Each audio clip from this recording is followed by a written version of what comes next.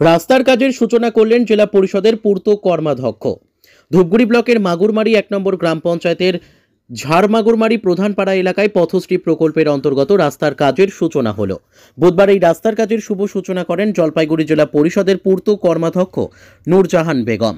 জানা গেছে রাস্তাটির অবস্থা দিন দিন বেহাল হয়ে পড়ছিল।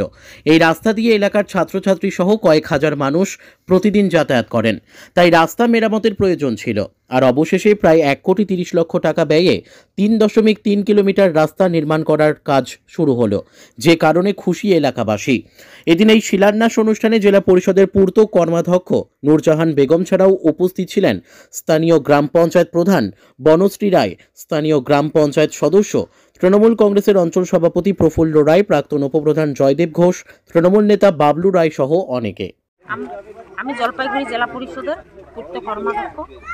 আজকে আমাদের যে পথশ্রী রাস্তা পঞ্চায়েত ও পশ্চিমবঙ্গ সরকারের, সেটা হচ্ছে শান্তিপাড়া দুর্গা মন্দির থেকে প্রধানপাড়া প্রাথমিক বিদ্যালয় পাসিং বাই নিপুল ঘোষের বাড়ি পর্যন্ত পাকা রাস্তা। টোটাল হচ্ছে 3.300 মিটার। আর এর হচ্ছে রাস্তার দৈর্ঘ্য আর নির্মাণ ব্যয় 1,29 লক্ষ টাকা। এই রাস্তাটা দীর্ঘদিনের এলাকার লোকের ডিমান্ড ছিল, রাস্তাটার অবস্থা খারাপ, তাই আমাদের এটা পাবলিকের ডিমান্ড অনুপাতে আমরা জেলা পরিষদ থেকে উদ্যোগ নিয়ে এটা শুরু করেছি। আমাদের মাননীয় মুখ্যমন্ত্রী মমতা বন্দ্যোপাধ্যায় জনগণের পাশে সর্বদা থাকেন এবং সর্বদা জনগণের ডিমান্ডকে মাথায় রেখে যখনই যেটা ওনার কাছে ডিমান্ডে যায় উনি সেটা পূরণ করেন। আজকে আমাদের জলপাইগুড়ি জেলায় প্রায় প্রত্যেকটা গ্রাম পঞ্চায়েত এলাকায় 3 কিলোমিটার 4 কিলোমিটার করে রাস্তা হচ্ছেন। সামনে লোকসভা নির্বাচন, এই যে রাস্তার কাজগুলো হচ্ছে তাতে করে কতটা প্রভাব হতে পারে কি মনে করছেন? সামনে প্রভাব তো আমাদের এমনিই পড়ছে, কেন দিদি মহিলাদের জন্য যে লক্ষ্মীর ভান্ডার প্রকল্পে 1000 টাকা 1200 টাকা করে দিয়েছেন, আর সেই সঙ্গে আমাদের হচ্ছে সবচেয়ে বড় হচ্ছে 100 দিনের কাজ, যেটা মানুষ দীর্ঘদিন তারা পরিশ্রম করে 100 দিনের কাজটা করেছেন, সেই টাকাটা পাচ্ছিল না।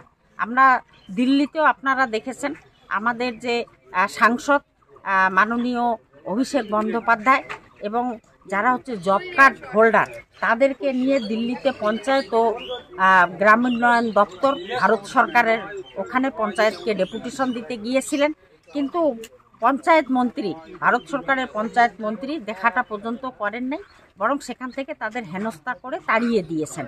কিন্তু তাতে কি আমাদের রাজ্য সরকার, আমাদের মাননীয় মুখ্যমন্ত্রী মমতা বন্দ্যোপাধ্যায় বলে দিয়েছেন, আমরা বারবার দরবার করার পরেও যদি টাকা না দিয়ে থাকে, আমি আমার এলাকার, আমার রাজ্যের মানুষ যারা কাজ করেছেন, 100 দিনের কাজ করেছেন, তাদের টাকা আমরা দিয়ে দেব।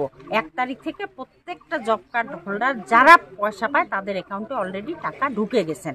তা সুতরাং আমাদের তো এত উন্নয়ন, জনগণই তো তার জবাব দিচ্ছে, তাহলে সুতরাং আমরা ভোটের আশাবাদী কী করবো?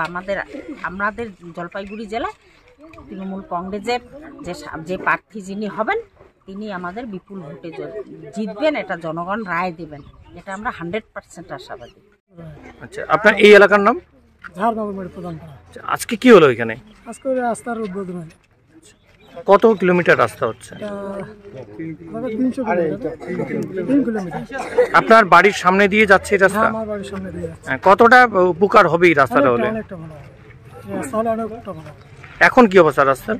এখন রাস্তা এই আগে কাজ করে গেল, মিশিয়ে পাথরটা দিয়ে গেল, আর কিছুদিন ছিল।